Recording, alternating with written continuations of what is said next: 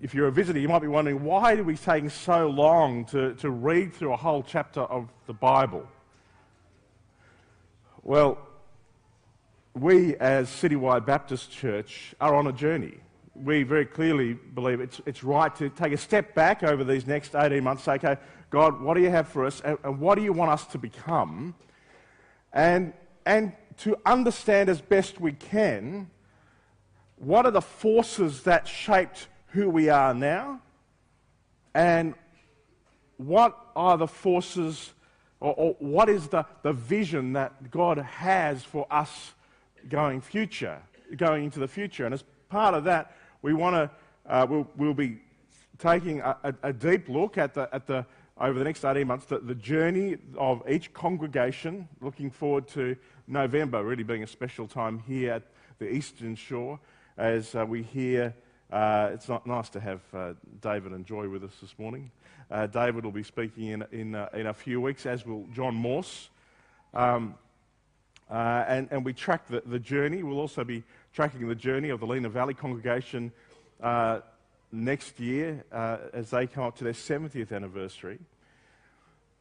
But we are wanting to say, okay, what is God's vision for the church, and how do we align as we move into the future? And that's why we're looking at this particular chapter, Ephesians chapter 4. It is a chapter that starts with a turning point verse. The verse is, "As a prisoner for the Lord then, I urge you to live a life worthy of the calling you've received." And what does Paul mean by, "As a prisoner for the Lord then, I urge you to live a life worthy of the calling you received"? He means on the basis of everything I've just said. And he has spent 3 chapters. I really encourage you.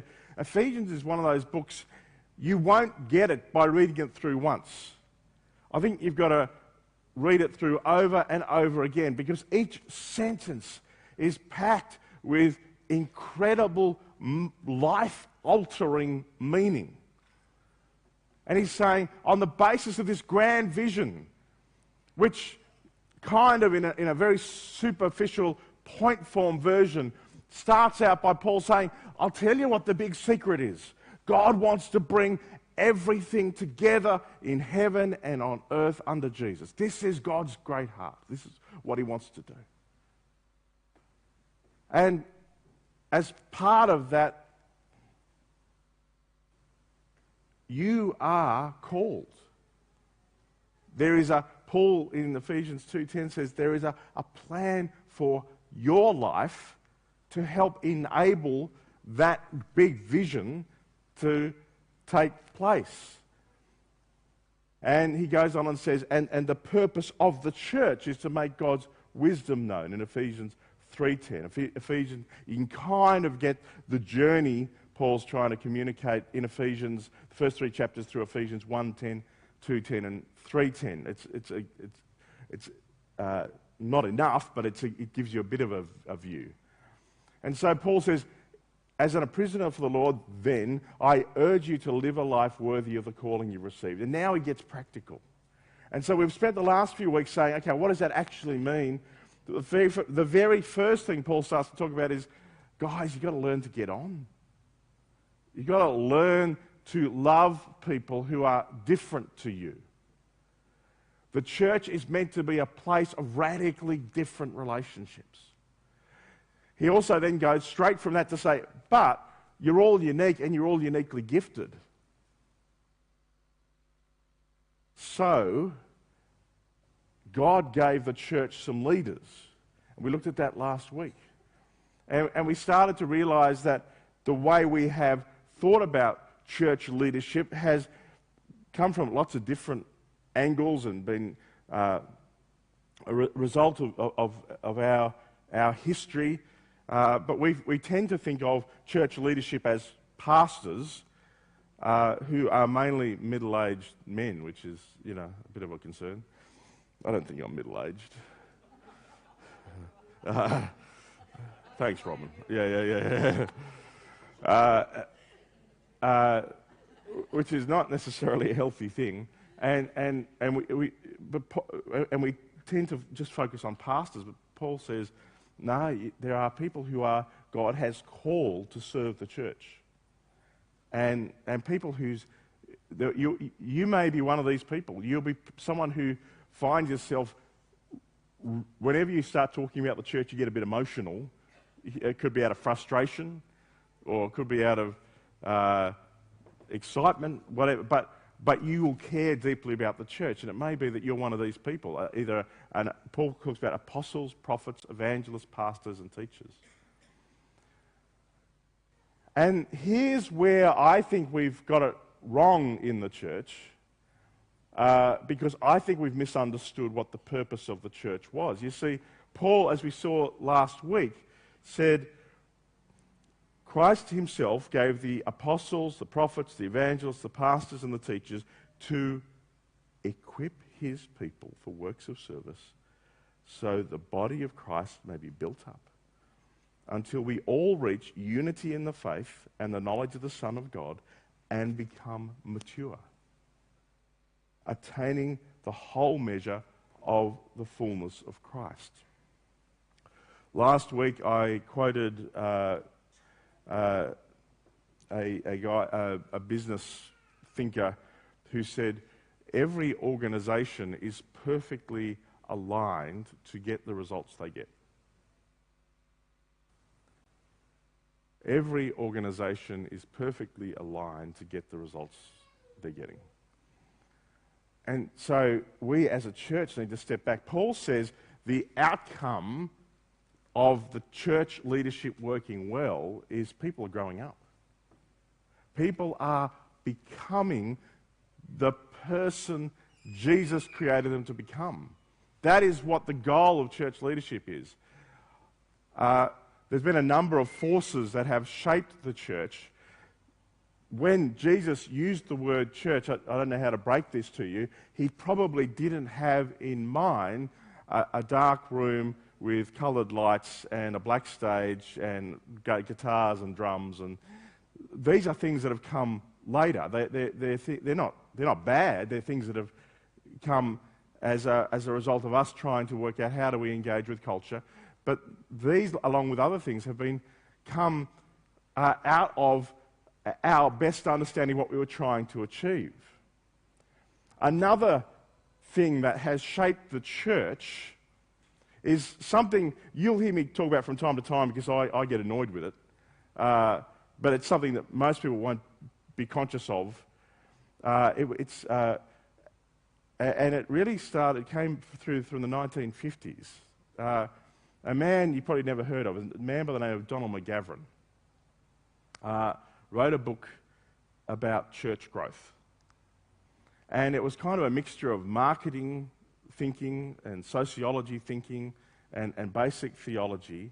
And he kind of said the purpose of the church is to grow the church, to get bums on seats. And so the things we started to measure were bums and baptisms and dollars. Bums on seats, baptisms and dollars. And they were kind of the key performance indicators of the church. That kind of thinking was important for, I think God used McGavin's thinking to grow the church in particular ways. And his thinking seeped into the Western world's understanding of church in ways that you won't even be conscious of, and in ways that many of the church leaders who are being trained now aren't even conscious of, although the generation or two beforehand certainly are. People like Bill Hybels and others do know, but we are shaped by people like Bill Hybels and people who've been shaped by McGavin. Does that make sense? But one of the challenges, I'm so grateful that Bill Hybels had the courage to be honest. He did a survey, and he said, called the Reveal Survey. He said, we're not growing mature Christians. This model of church, where we turn up to church on a Sunday morning and sort of, have a good time together, isn't actually helping people grow up. So we need to step back and say, what does that mean? If this is what Paul is saying, that the purpose of the church is to grow mature believers of Jesus. What does it mean for us to actually be that kind of church? It's a dangerous kind of question because it automatically assumes business as usual can't continue the same way it's been. We may need to take a long, hard look at ourselves and make the odd change.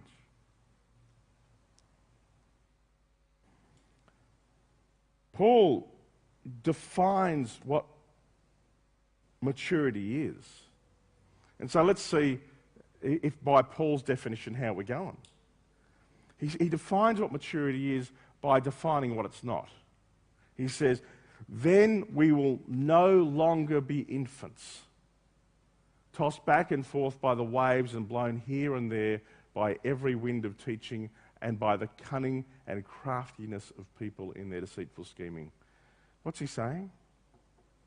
He's saying an immature person is someone who has their interior world determined by the exterior world. That life happens to them and they're thrown around. The image is like a cork on a wave. That because they're not anchored, life circumstances determine their interior worlds. It's a bit challenging, isn't it?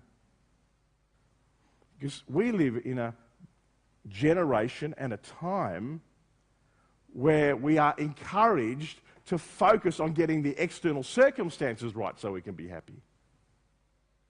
Paul's saying, no, you're missing the point. The point is to get your interior world sorted out so the external circumstances aren't the driving agenda of your life. What he's pointing out is the driving agenda for a 3-year-old is that things go the way they want them to go. And he's saying, come on. It's time to grow up. It's time no longer to be infants. It's time to get an anchor. And it's time for the church to be the kind of place that helps its people no longer be infants, living reactively to life.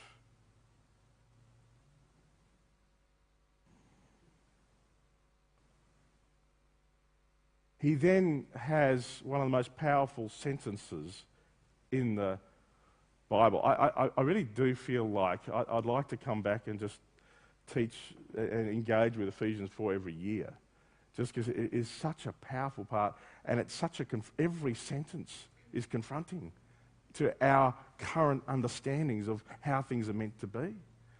This next sentence, he says, this is what it's meant to be.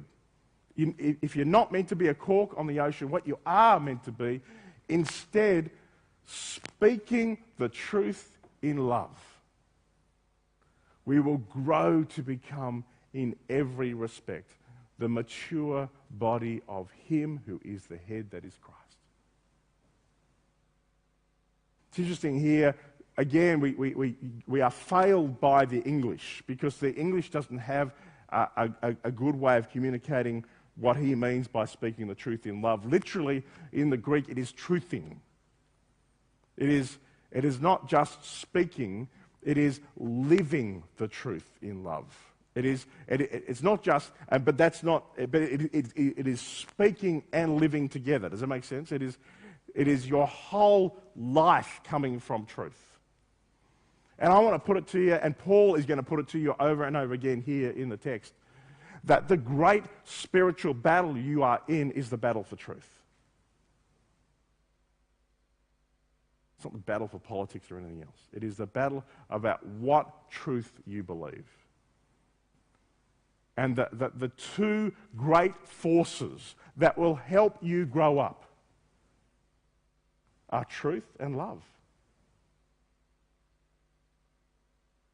If you can live the truth and love, you will find both those things will be anchors that stop you being thrown around on the waves. You won't have your external world at determining your internal paradigm.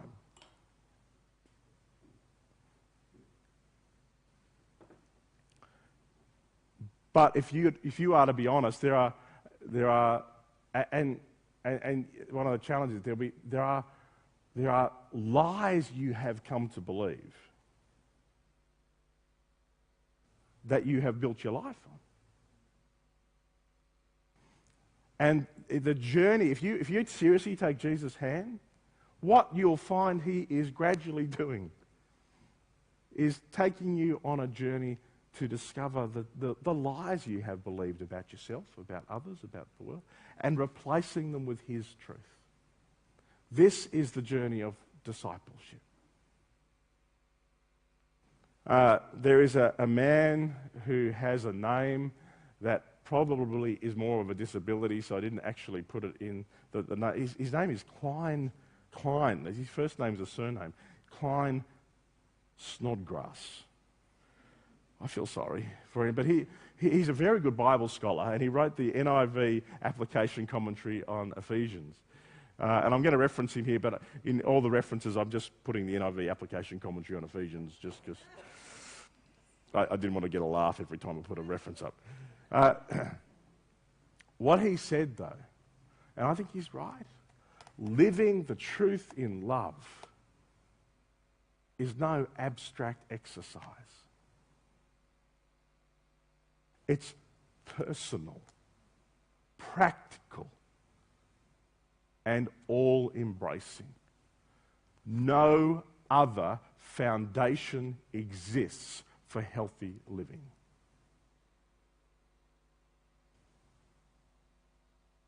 We as humans prefer to live in delusion, hiding from ourselves and thinking we're better or worse than we are.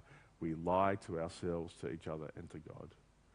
But the issue at the heart of the fall was whose view of reality are we going to trust? In Genesis 3, Adam and Eve wanted to trust their own view of reality rather than God's view of reality. And for us, for each of us all, there's this great challenge we have. God says, here is the path to life. And we say, yeah, but this is a bit easier over here. I think I've got a better idea. And if you are to be honest, this is not rocket science. Bring to mind every time you have tried an alternate path to life. Isn't it true that every time you have, it's produced damage, less freedom,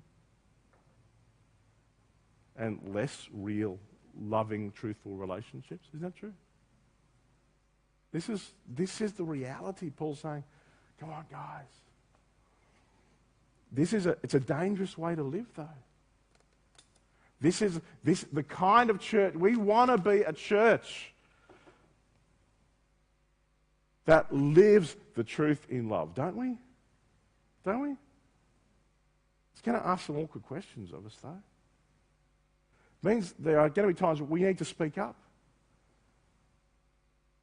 There are lies that society believes, and we just buy the package. And although many of us kind of know, we don't confront the lies. Klein said, it's interesting that this Bible scholar puts this in a commentary. He says, living the truth in love requires confronting the lies society hands us. Lies like alcohol is required for a good time. No, alcohol is not required for a good time.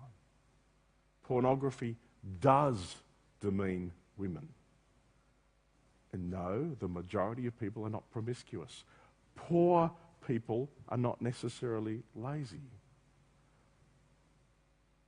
None of us is independent and self-supporting. All Christians are not hypocrites. And no, you cannot worship God just as well by yourself. These are just some examples of some lies we get sucked into believing. If we are to honestly be Jesus followers, we need to be ready to step into the truth in love. And that stepping into and facing and speaking out truth will mean we start to grow up.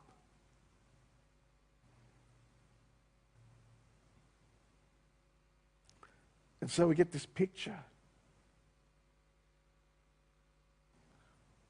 Paul says it's from him, from Jesus. The whole body is joined together by every supporting ligament. It grows and builds itself up just as each part does its work. That this beautiful picture, the more, this is quote, and I've quoted it over and over again, I'll keep quoting it over and over again, C.S. Lewis, the more I let Jesus take me over, the more truly myself I become. And it's interesting here, this is where Paul outlines the job of church leadership. A lot of people don't like the fact he does this and they misread it. But do you know what church leadership is meant to be? See, ligaments. See, we tend to think, church leaders are the stars. Nah. But here Paul says, no, church leadership, the job is to be the ligaments. What do ligaments do? They're not the source of life, are they? But they connect you to the body. They connect the organs and the things to the body. They help to hold the body together. They're points of connection. They enable, without them, the parts of the body wouldn't be able to do what they are meant to do. And Paul makes it clear that their primary task is to connect people ultimately to Jesus. So church leaders are meant to connect people to Jesus, connect people to the body, and do what they can to facilitate the different organs of the body doing what they're meant to be doing. It's that they're there to serve the body. The body's not there to serve them. Does that make sense? We are to grow up. I don't know, can you pick how revolutionary this is? Like how, if we're to take this stuff seriously, can you see that it changes a thing or two? It asks questions of what we mean when we say the word church. If we are to seriously take what Paul said, we are coming up to the 500th anniversary of a fat little German monk doing some renovation on a door in Wittenberg in Germany by putting up his thesis. His name was Martin Luther, and he banged up. Well, he actually had a go, and he put up some theses, and it didn't really catch on. But then he put up some other ones, and it really took over. And the kind of the Protestant Reformation. We're coming up to the 500th anniversary of the Protestant Reformation. It's interesting. Part of the reason the Reformation had to happen was the church had lost its way. One of the primary things that really tipped him over the edge, he saw people were selling what they called indulgences. There was I forget the name of the priest that would go around, but they were raising money to build a big cathedral, and you could pay money in order to spend less time in purgatory or for your relatives to spend less time in purgatory. It was a great lurk, great fundraising, but it was complete heresy and a real concern. Like it was corrupt. The church was corrupt. This fairly conservative Bible scholar by the name of Klein Snodgrass says this about this passage you just read, and see if you can hear what he's saying. Bible scholars tend to be fairly boring people. Listen to what he says. Application of this passage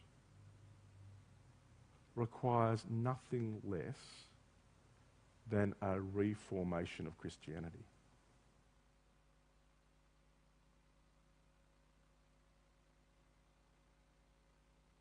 We have strayed from the gospel as surely as if we'd sold indulgences. He's writing about 5 years ago or so.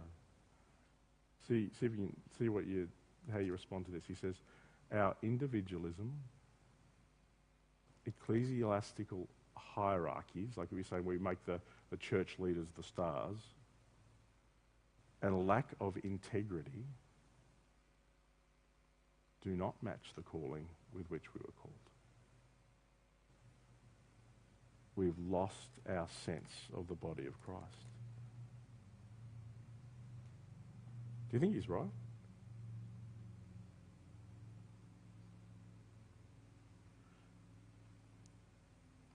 I'd be pleased if you say no, because then it's a lot easier. We just go, yeah, it's fine, we'll just keep going. But if he's right, and we are saying we believe the church has to change in order to be faithful to the gospel, then we're saying something pretty dangerous.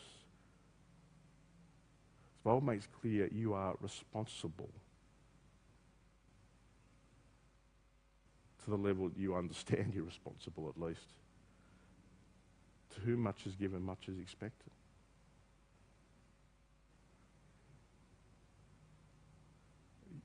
If we are saying we believe the church needs to change that seriously,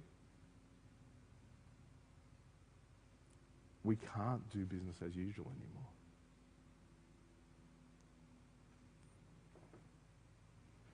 The Apostle Paul moves on and he says, so I tell you this, and insist on it in the Lord, that you must no longer live as the Gentiles do in the futility of their thinking. What's he mean? Well, this is where it gets down to an understanding of the real spiritual battle we're in. He's saying the Gentiles have ways of thinking that lead them away from God. There's a famous therapist who said the most important question you will ever ask is, what is the story by which you'll live your life? What is the story by which you'll live your life? A theologian I trust, James K.A. Smith, says, it is from the stories, we believe, that we receive our character. And those stories, in turn, become part of our background, the horizons within which we constitute our world and engage in action. You aren't even conscious of it, but even the words I am saying right now, you are hearing through a filter of stories you already believe. And some of those stories are not the truth. Sometimes it's more obvious in other people. Have you ever seen beautiful young women who just can't get close to the idea that they are beautiful young women? You know, or, the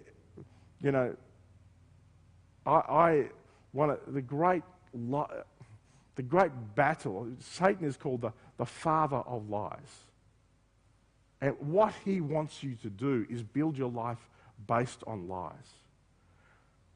And there are lies that come in for us from all different angles. And we get sucked into believing these things. And but also the world points towards all kinds of other stories as paths to life. There are ways of thinking that say, if you do this, then this is how you'll find life. There's not a lot new under the sun.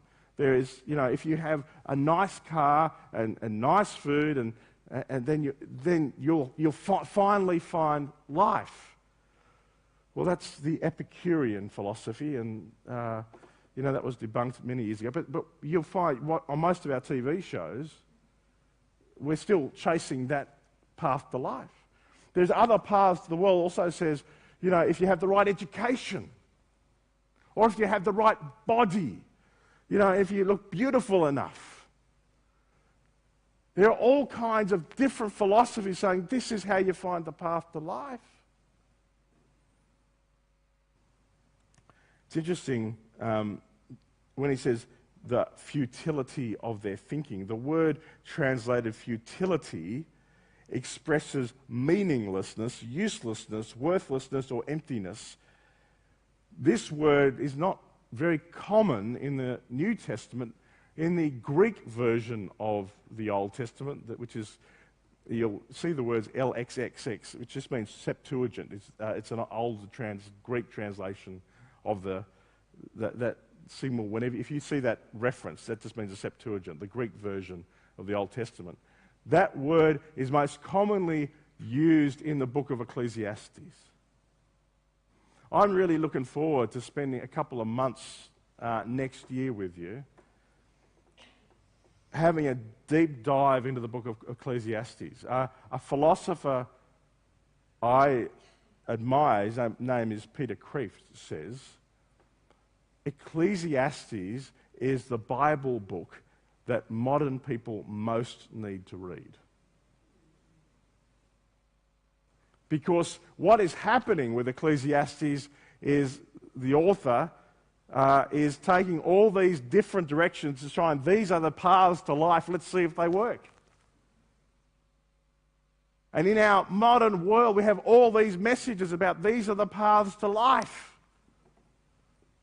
Peter Kreeft says the Bible is kind of the answer to the question that Ecclesiastes raises.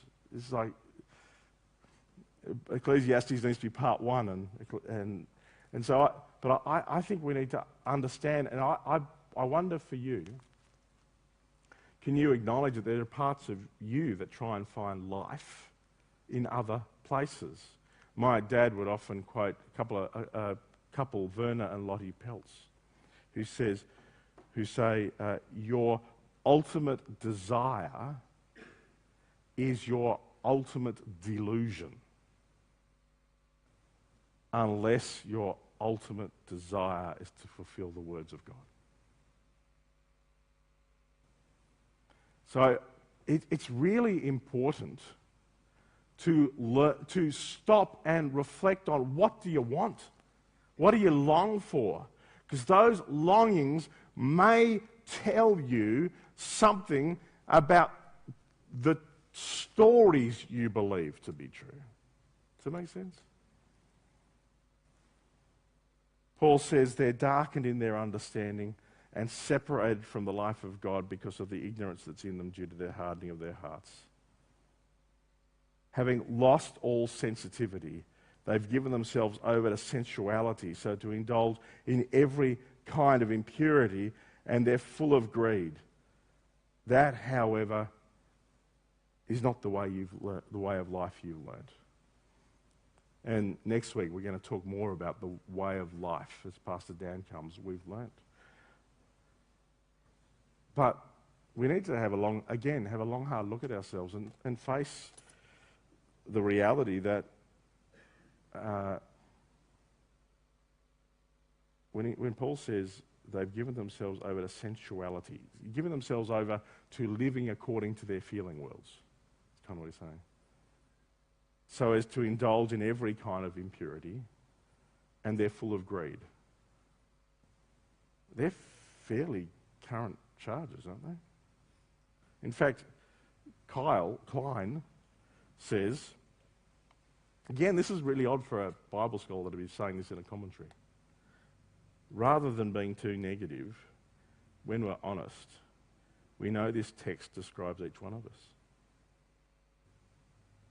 The theology of the verses 17 to 19 requires reflection in two major areas. The first one is that life without God is meaningless. That fundamentally, This is what it means to be a follower of Jesus. It is to be on the journey to full life now as well as in the future, to a whole and healthy life. All the aspects of your life that are not yet under Jesus' rule, under his pattern for life, are the aspects of the life, of your current life, that are doing you damage and doing damage to everyone around you. They are the places where you are not free. The other reality that Klein points out is what Paul is saying here is that we tend to elevate the way we think and think we've got to think our way to God. But what Paul is saying is that the human mind is twisted by an idolatrous self-interest. And all our academic research backs this up. They've just done more. It's a little disturbing for those people who are trying to work out how on earth do you to employ the right people or give people good feedback. And we just, at the Global Leadership Summit, someone pointed out that the latest research is showing that whenever anybody else tries to rate somebody else, the only thing it really tells you is about the rater, not about who they're trying to rate. We are basically self-interested, is what Paul's saying. And you can't get there under your own steam. It's why what Robin was leading us through with communion is just so important. Robin was leading it here. I forget who was leading communion at Lena Valley.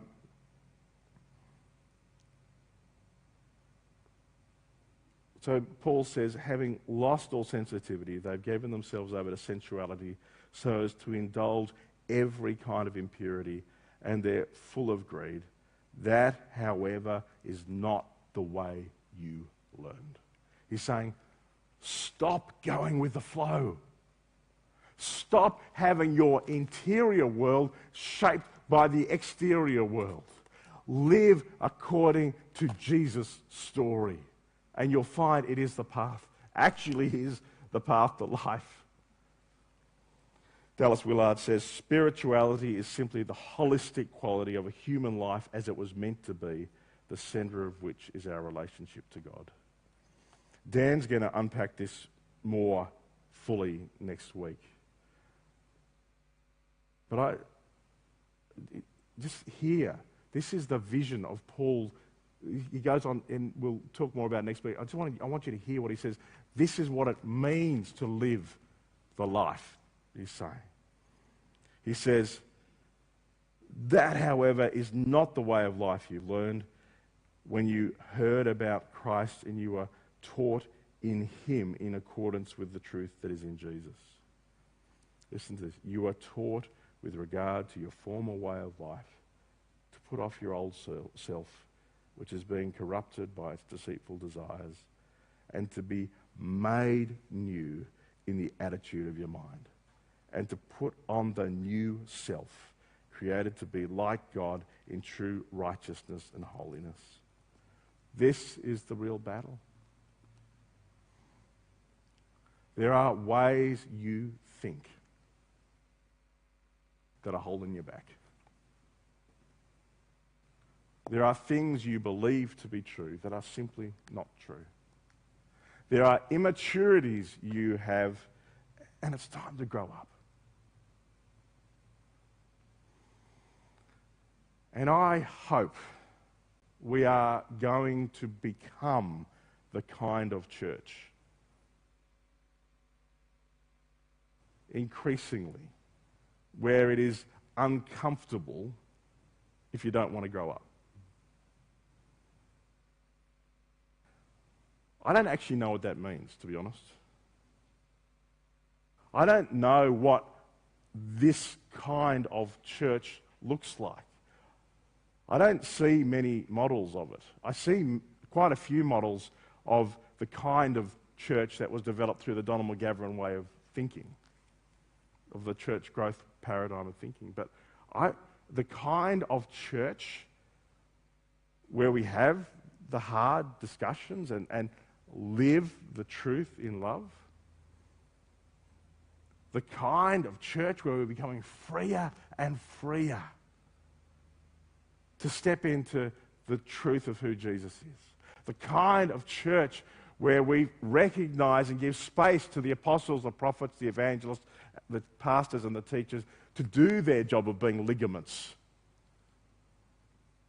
Well, I just haven't found many examples. I think we're going to have a crack at it. What do you think? It's a bit of a scary thing. If we are actually saying we believe the church needs to change, we are also saying we need to change. And that's not a comfortable thing to be saying. Don't you think we're going to need God's grace? We're going to need help. And we're going to need each other on this journey. Let's pray. Jesus, thank you for your servant Paul, who at the end of his life took the time while in prison to write this letter to your church and to say, this is what it means to be the church. We are both excited, scared, and daunted by this emerging understanding that things have got to change. We also acknowledge to you, Jesus, we're not exactly sure how that works or what it looks like, and we know our best efforts are not going to be enough. But thank you that you say it's you who build your church, not us. Help us to get out of the road of you doing what you want to do amongst us, so we truly can be your church. Jesus, we all want to grow up. We want to be mature. We don't want to have our interior worlds determined for us by the external realities we find. We want to have our interior world shaped by the truth of who you are. We want to be made new in the attitude of our minds. Please, Jesus, come and free us to be all that you created us to be. In your name. Amen.